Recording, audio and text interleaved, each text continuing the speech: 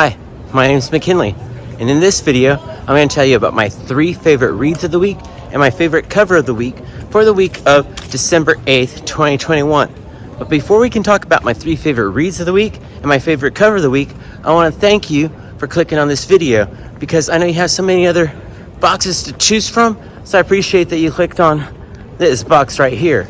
So now let's talk about my 3 favorite reads of the week and my favorite cover of the week. But before we can do that, I gotta show you the haul.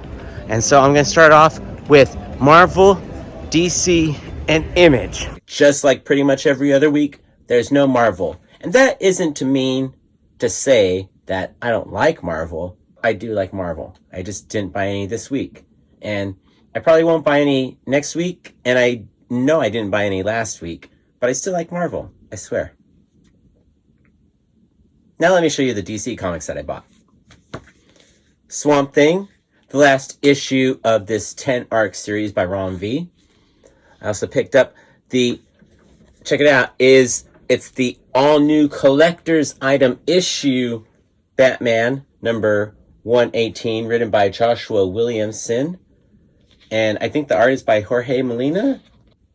Now let's move on to Image. And I picked up the new crossover. Made in Korea. And What's the Furthest Place from Here? Could go on about this cover. I have a conspiracy theory about that cover for What's the Furthest Place from Here, which coincides with my slug correlation. If you remember my last video about What's the Furthest Place from Here, but I'm not going to go into it here. So maybe I'll make a separate video. I don't know. Anyway, that was the main 3, Marvel, DC, and Image. Now let's look at the real indies. I know Image is an indie comic, but they put out more books than DC and Marvel, it seems. And their quality is way superior to DC and Marvel, that's for sure. So I don't really consider them an indie. They're like the leader of the industry as far as I'm concerned. So the real indies are these books right here. And we're going to start off with the book, or I'm going to show you the books that I got, the indie books I got. I got the new issue of Red Sonja. I picked the Mirka Andolfo cover, of course. The new issue of Nyx, and for all you Rose Besh collectors, this is the Rose Besh cover of the week. Good golly, that is a beautiful cover. Heck yeah. Oh man. Anyway, Cherry Blackbird by Joseph Schmalke. This is sold in a poly bag for a reason. That's all I'm going to say.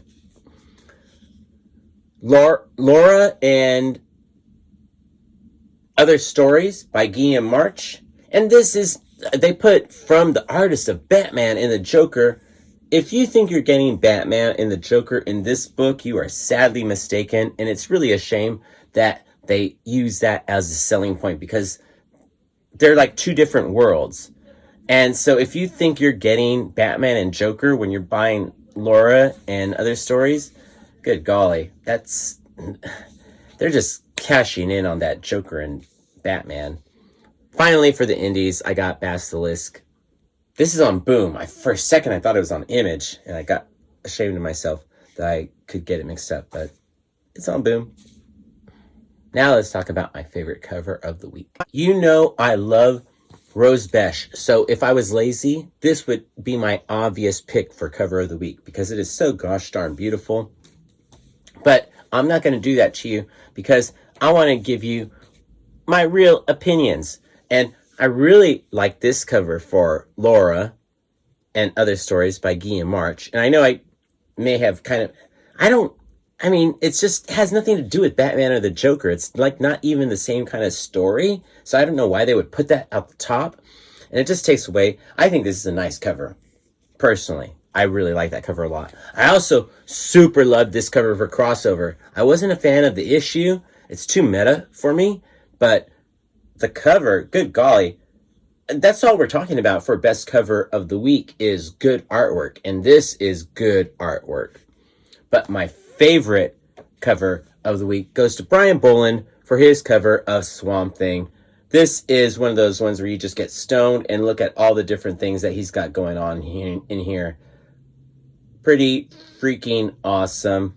Thank you, Brian Bolin, for creating a brilliant, beautiful cover for the last issue of this first arc of Swamp Thing. Because, a spoiler alert, I think they're going to do this arc continue into I think it expands. So I hope Ron V is continuing writing with this thing, because I have enjoyed his writing for Swamp Thing. The Swamp Thing, I guess, is the way this issue is referred to.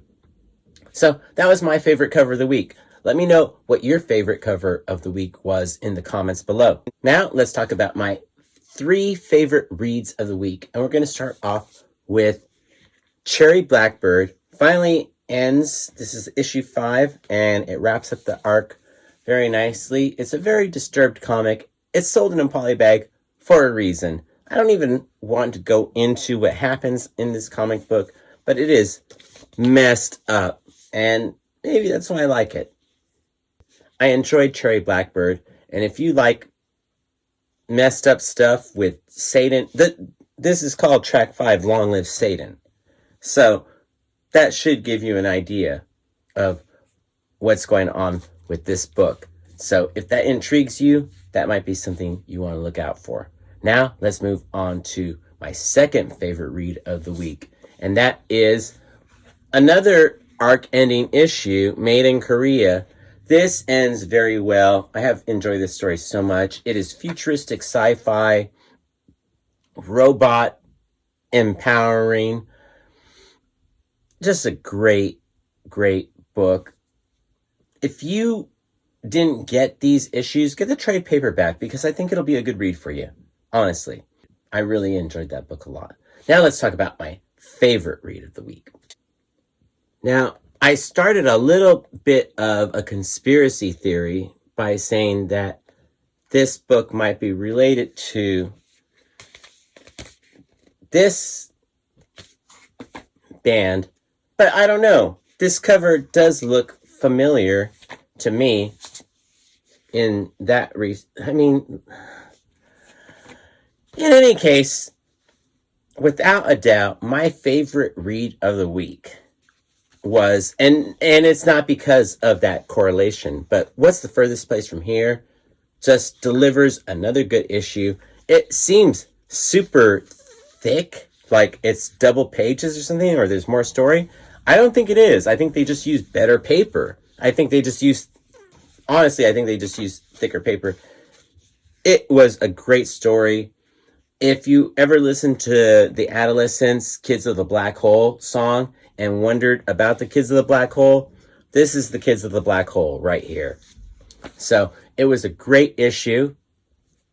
I don't want to ruin anything for you, because you should be reading it. Pick up. It's still not too late. You can go get issue 1 and issue 2 at your LCS, which you should do, because this is a quality read. And above that, it's value for money, because it seems like an extra thick issue, even though it feels like, I have a feeling it's just thicker paper. But even the last issue, the first issue, was like 2 stories in one. So while you can, go back to your LCS and pick up What's the Furthest Place from Here, issues 1 and 2, and then come back and comment on this video and tell me what you thought, because I think this is a really great story. It's a futuristic world.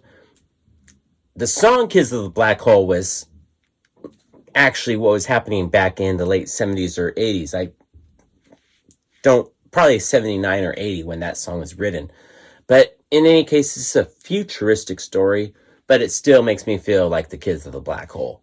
So, like I said, go out to your LCS, get issues 1 and 2, read them all through. It'll be almost like reading a trade paperback, because there's so much content in this book. Those are my 3 favorite reads of the week and my favorite cover of the week. Like I said, let me know what your favorite cover of the week was in the comments below, and tell me if you've read What's the Furthest Place from Here. Tell me what you think about it in the comments below. I really appreciate you watching. Peace, love, Bunny, and Bear.